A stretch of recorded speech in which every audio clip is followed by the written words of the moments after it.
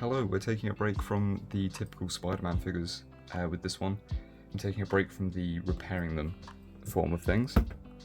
As I promised in the last video, this is going to be a review of the Revoltech Spider-Man, the Spider-Man version 2.0. Costume's based on the Spider Armor Mark IV from the comics, and it works very nicely for Revoltech's art style, from what I've seen. I'm not much of like a box collector, I'm not normally interested in the box, but this one is done very nice, and it's very different to what Revoltech normally produces. And yeah, I'm fairly sure their boxes are normally like plastered with loads of comic images, loads of information. They've really slimmed it down, and I absolutely love this. I kind of miss the look of their old stuff. But yeah, this is really nice. The figure itself will come out of the box like this. 2 fists on. It also has a lot of like plastic packaging in between all of the joints to stop any paint rub. Which for a figure that's got metallic finish on it, very useful. I have found like minimal QC issues with. I've got a couple issues with the eyes, which I'll actually show you now. This one is slightly wonky, and then this one's got, you can actually see that bit of dust in there. You can also see the waist sits crooked, like this floating piece.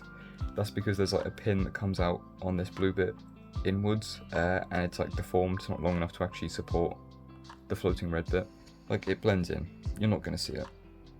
It's not a big deal to me. The first thing I'm going to show off is the articulation. Again, this is my first time with like a Revoltech super articulated figure, and this thing just works wonders. The engineering on this is incredible. I'm pretty much fresh off of recording the last video where I customized that on Marvel's like PS4 Spider-Man, and I've been working a load of like new stuff for other videos with painted bits, so I have paint all under my nails. All from top and go down to the toes, but like straight off the bat you get more than a 90-degree upwards look. You can get quite a good bit down, some very good side to side, then obviously you get full rotation because it's a ball joint. Moving down to the shoulders, you've got some incredible butterfly going on, like very impressive level of butterfly. You will end up covering the spider logo if you bring it forwards all the way, but it's a figure, you're going to get that with anything. You're going to break up sculpt, you're going to cover sculpt, it's something that happens. These shoulder joints, they're very obvious, but it doesn't bother me all that much, especially when you look at the range you get out of them. Like, you get this whole movement, there's a ball joint that comes off of this hinge into the top of this bicep, and this is just with that ball joint. This isn't using the hinge or the rotation in it at all. This is just that ball joint moving. You then get into the bicep rotation here, and then you move on to what is, I'm fairly sure, an identical hinge system as the shoulder. So you get the entire curl in here, and you get the extra curl in from the ball joints on the end of it. And you've got your stereotypical like import figure wrist hinges. I'm fairly sure it's a double ball pegs, the same we see in the neck, which on its own already allows you all of this. When paired with the ball joint at the bottom, you get what I'm fairly sure is like just past 90. Again, you get what I'm fairly sure is just past 90. You do end up with a hole, like, depending on how far you pose, you're going to end up with a hole everywhere. Same with side to side. I think worst is side to side because you get quite a big gap. But again, these figures are designed for like extreme posing. You've got a thigh swivel, but it's slightly angled, interestingly. It works very well, but it would take a good bit of getting used to. You already get like way above 90.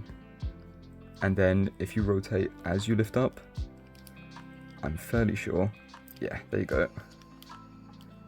You get almost 180 out of this. Weirdly, when you get to the knee, you've got just a single joint, but it gets you what would like a standard double joint would. And it's like seamless, it's very nicely done. And then to close this gap, you've got a joint in the boot as well.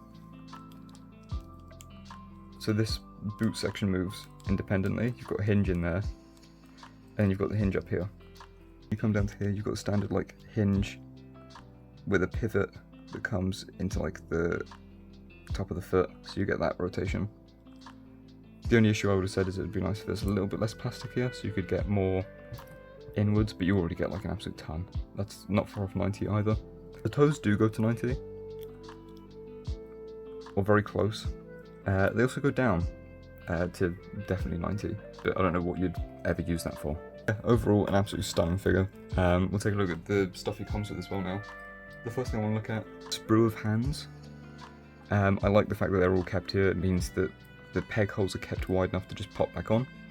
You get this interesting like claw gripping kind of hand, which I suppose could be used for wall crawling, but you get a separate one for it. You get an expressive hand. Normally I would use this for like putting behind him when he's jumping or reaching for something. Again, could also be used for wall crawling. Depends what style you're going for, I suppose. You've then got a relaxed hand, which is quite nice.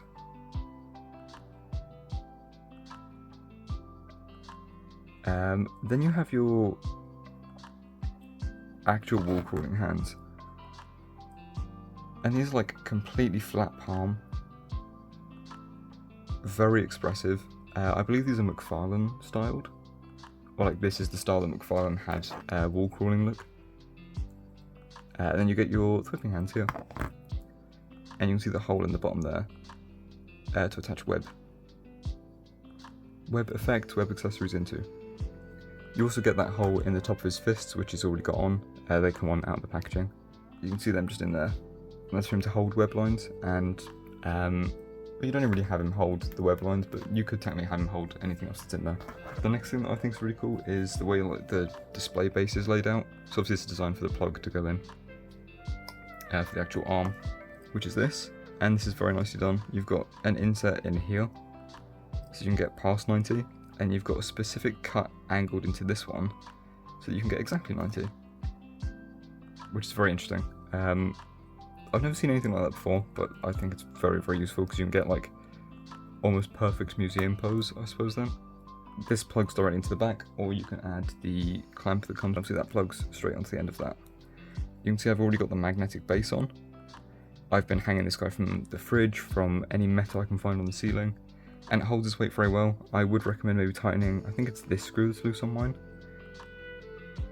To be fair, all the screws are relatively loose, like you can see it bends very smoothly, which is nice to have out the box, but obviously if you need to support the weight of the figure, it could be a little bit tighter. Also get this angle piece that attaches to the very end. So if you want a direct 90-degree angle, you can plug this straight over the end. And then you've got another direction for angling. I've not really found too much use for that yet, but the next up we have the webs, where have I put them? You get this one, which is just a straight out line, and you've got the little pin that comes down from here. It plugs straight in, so obviously if you're having him flip straight, you want his hand facing down a little bit. And it pegs in very nicely, like it doesn't feel loose at all. It gives a very nice effect as well. It's got a little bit of frosting towards the end. Almost like a drill kind of pattern, but it's this like, you can tell against the white backdrop that it's a slightly translucent green. So if you wanted to have him like holding a web line or anything like that, these bits also plug straight into the fist. And they're a nice good fit as well, like it doesn't feel like they're going to go anywhere. So if you want him just holding something slightly off screen, so you've got those two options. You've got both these hands that can hold that piece. You've then got the kind of flared out effect, which I think is quite interesting. I would have imagined this to be more like a funnel, rather than just like a 2D effect. I imagine they've probably taken this from some point in the comics that I haven't seen. Slightly crooked again, so you would want to adjust for that. And that's not just the way I've pegged it in, that is the way the hole sits. Oh wait, or is it just the way I've plugged it in? No, it's still slightly crooked. That is just how that goes. And again, I don't know why you'd want to do it with this one, but I suppose if you wanted him holding the back of someone for a photo, you could work it like that. That seems to work quite well. So you then get these, what would you call these? Web wings? I think they're referred to it as web wings. And you've got a peg just on the back. They plug straight in like that. This one I find is a little bit stiffer for some reason. I really like the look of this. I think these work really nicely. I think they're sculpted in quite an interesting way, so they don't like sit quite flush with the elbows, but they certainly give the correct effect. They're very nicely done. One thing I do want to showcase is that all the web effects and the eyes are UV reactive. You can see his chest emblem glowing quite nicely there.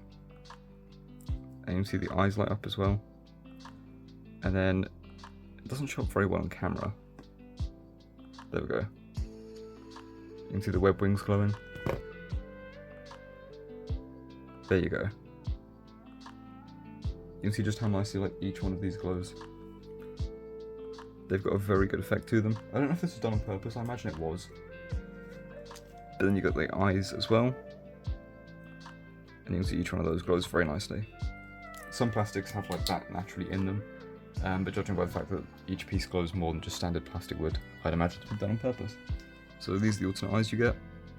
You do also get this tool to change them out with. I believe it's this tool you're meant to use this end of it. To be fair, you can use either end. Just there you can see that little black nub. And if you use this bit, you push on that black nub, it just forces the eye out. One of my preferred ways to do it is just to use the little bit of blue tack that I have lying around. It's normally got a strong enough force to pull the eye out anyway. So these are the squinting eyes. These work very well. Very nice. There's also these shocked wide eyes, kind of eyes I'd use in stop motion for showing his spidey sense going off. Very nice as well. And then there's these, what I can only really describe as like happy eyes, which ironically are the thing that led to me buying this figure to begin with.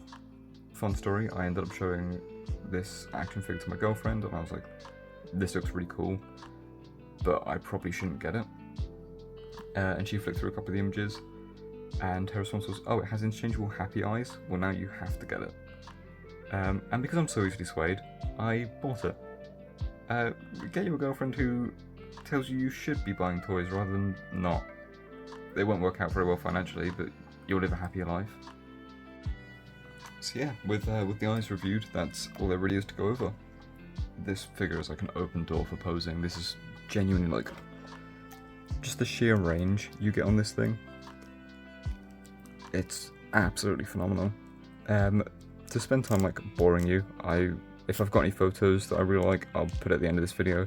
I already know there's bloopers to go at the end of this video, so you're welcome to stay and watch those. But yeah, this thing is just... ugh. What a terrible pose on my part, Jesus. But yeah, thank you guys so much for watching this video. Hopefully I've managed to keep this a little bit shorter than it currently looks. It currently looks like it's going to be about 20 minutes long. I hope you enjoyed the bloopers and whatever photos I've managed to put at the end of this video.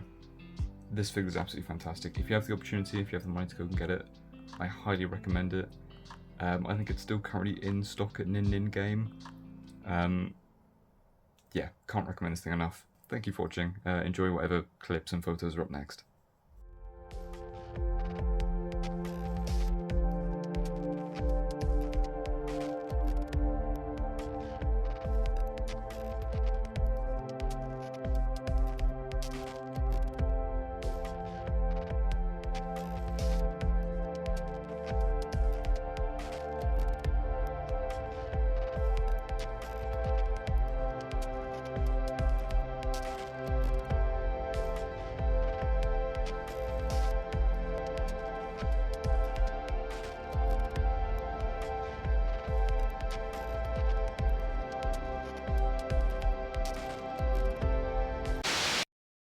The clamp that comes with it.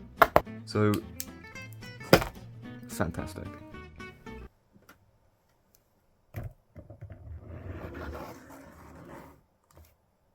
It's actually really well framed.